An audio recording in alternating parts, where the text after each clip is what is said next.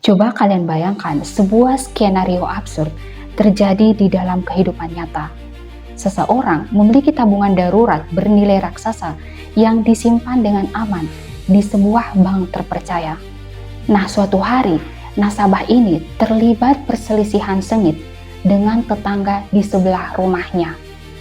Secara mengejutkan, pihak perbankan ikut campur dengan memblokir atau mengunci rekening si nasabah secara sepihak. Tindakan bank ternyata tidak berhenti sampai di situ. Pihak bank mulai mengambil uang bunga dari tabungan si nasabah ini. Dan yang lebih gilanya lagi, pihak bank menggunakan uang bunga tersebut untuk membelikan si tetangga nasabah tadi senjata, senapan, dan pasokan peluru. Tujuannya sangat jelas, untuk menembak si pemilik uang tersebut atau si nasabah tadi melalui tetangganya. Di dalam kehidupan sehari-hari, tindakan tersebut adalah sebuah kriminalitas murni. Tapi di panggung politik internasional saat ini, skenario gila tersebut benar-benar menjadi kenyataan. Ini bukan fiktif ya, melainkan strategi ekonomi yang sedang dijalankan oleh Aliansi Amerika Serikat dan Uni Eropa terhadap negara segudang nuklir Rusia. Di video kali ini kita akan membongkar secara tuntas dan mendalam mengenai mekanisme perampokan aset paling halus dalam sejarah modern. Kita juga akan melihat berapa nominal pastinya, bagaimana jalur birokrasi perbankan digunakan untuk melegalkan tindakan ini, kemana saja uang tersebut mengalir, dan bagaimana kelicikan aliansi barat ini justru dilakukan dengan menelanjangi hukum internasional yang ironinya merekalah yang membuatnya sendiri. Semua ini bermula pada awal tahun 2022, tepat ketika Rusia meluncurkan operasi militer ke Ukraina. Sebagai bentuk balasan, aliansi negara barat langsung melancarkan sanksi finansial dalam skala ekstrim. Hanya dalam hitungan hari, mereka membekukan seluruh aset cadangan devisa milik Bank Sentral Rusia yang ditempatkan di luar yurisdiksi Moskow. Mari kita bedah angka nominalnya agar kita mendapat gambaran yang jelas. Total aset milik Bank Sentral Rusia yang ditahan oleh Barat itu mencapai angka 300 miliar dolar Amerika Serikat. Atau jika dikonversikan ke dalam mata uang kita, nilainya menembus lebih dari 5.418 triliun rupiah.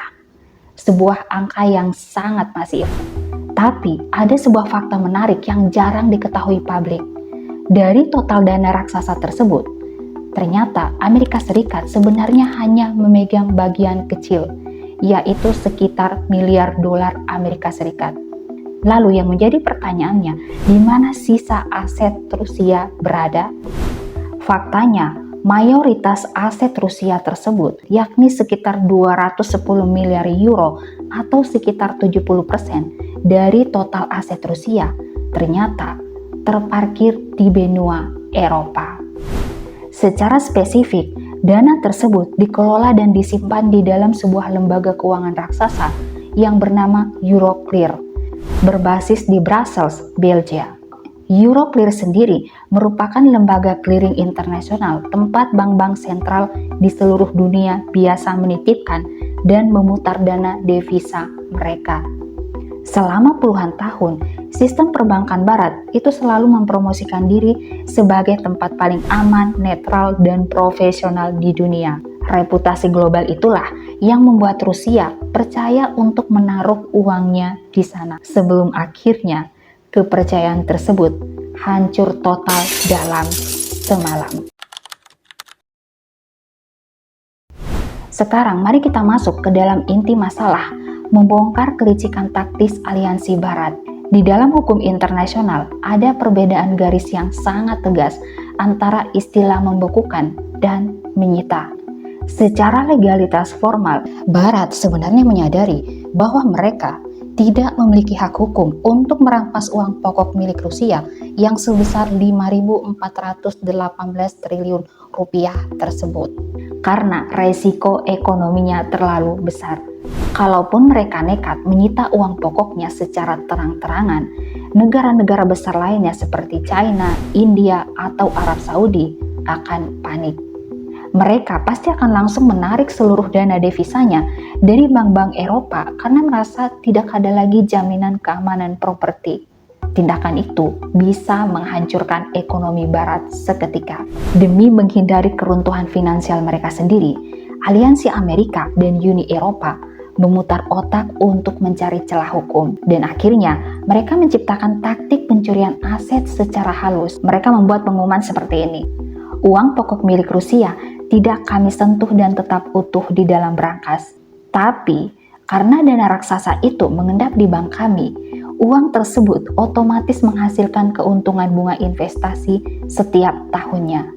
Keuntungan bunga inilah yang akan kami ambil. Amerika Serikat dan Uni Eropa membangun narasi sepihak bahwa pendapatan bunga tersebut bukanlah hak milik Rusia, melainkan keuntungan tidak terduga yang berhak dikelola oleh lembaga keuangan Eropa tempat uang itu ditahan.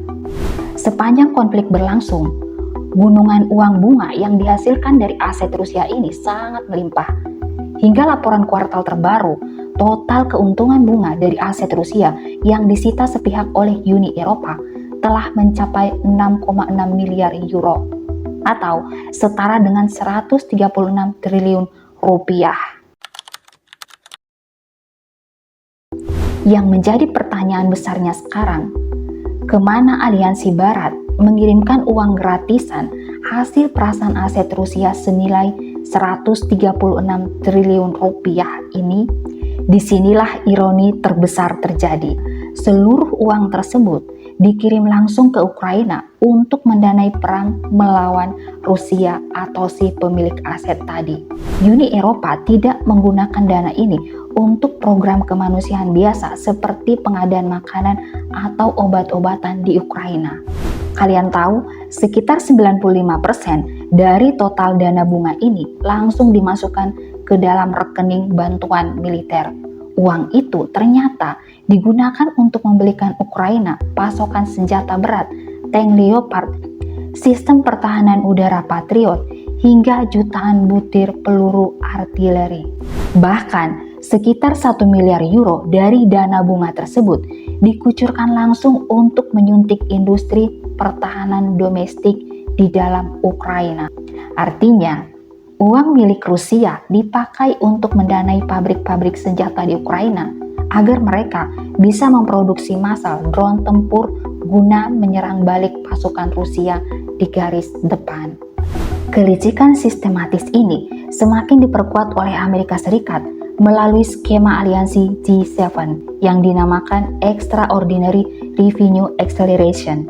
Di bawah skema ini, Amerika, Uni Eropa, dan sekutunya sepakat memberikan pinjaman uang tunai instan senilai 50 miliar dolar Amerika Serikat kepada Ukraina. Dan kalian tahu tidak, bagian yang paling gilanya adalah cicilan utang raksasa sebesar 50 miliar dolar ini diatur agar tidak membebani anggaran Ukraina atau pembayar pajak Barat. Utang tersebut otomatis dicicil dan dilunasi menggunakan jaminan dari seluruh pendapatan bunga masa depan dari aset Rusia yang ditahan di Eropa. Dan Amerika Serikat sendiri sudah merampungkan pencairan kontribusinya sebesar 20 miliar dolar Amerika Serikat di dalam skema G7 ini.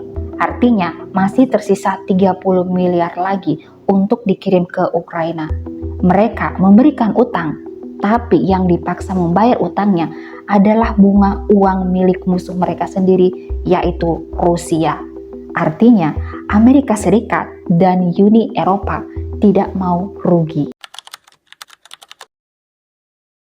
Jika kita bedah dari aspek kepatuhan hukum, tindakan aliansi Amerika dan Uni Eropa ini sudah jelas melanggar prinsip paling mendasar dalam hukum internasional, yaitu imunitas kedaulatan negara. Aturan universal ini menegaskan bahwa aset resmi milik bank sentral sebuah negara berdaulat tidak boleh diganggu-gugat, disita, atau diintervensi oleh pemerintah negara lain apapun jenis konfliknya. Aturan ini dibuat untuk menjaga stabilitas sistem ekonomi dunia. Tapi, demi mempertahankan superioritas geopolitik mereka, aliansi Barat dengan mudahnya menabrak aturan tersebut. Mereka menggunakan kekuatan politiknya untuk mengubah undang-undang domestik mereka sendiri, agar tindakan merampok keuntungan bunga ini terlihat legal di atas kertas. Disinilah watak standar ganda mereka terlihat secara nyata di mata dunia. Ketika negara-negara Barat melakukan invasi militer yang menghancurkan tatanan negara lain, seperti invasi Amerika Serikat ke Irak atau Libya, tidak pernah ada satu kali pun aset Bank Sentral Amerika Serikat atau Inggris dibekukan atau bunganya disita secara paksa untuk membayar kompensasi rekonstruksi negara korban.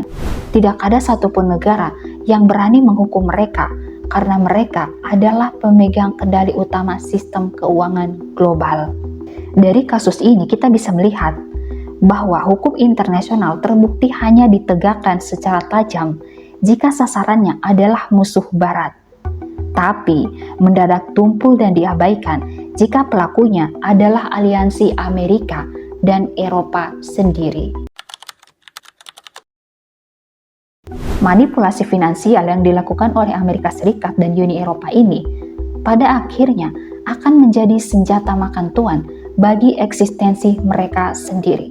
Tindakan egois ini telah mengirimkan pesan peringatan yang sangat jelas ke seluruh dunia bahwa sistem perbankan Barat tidak lagi aman dan tidak lagi netral bagi negara luar. Kematian objektivitas hukum internasional ini membuat banyak negara berkembang, terutama yang berada di kawasan Asia, Afrika, dan Amerika Selatan, mulai membuka mata. Mereka menyadari sebuah realitas pahit, bahwa siapapun yang kebijakan politiknya tidak sejalan dengan kemauan Washington atau Brussels, bisa mengalami nasib pembekuan kekayaan yang sama di masa depan.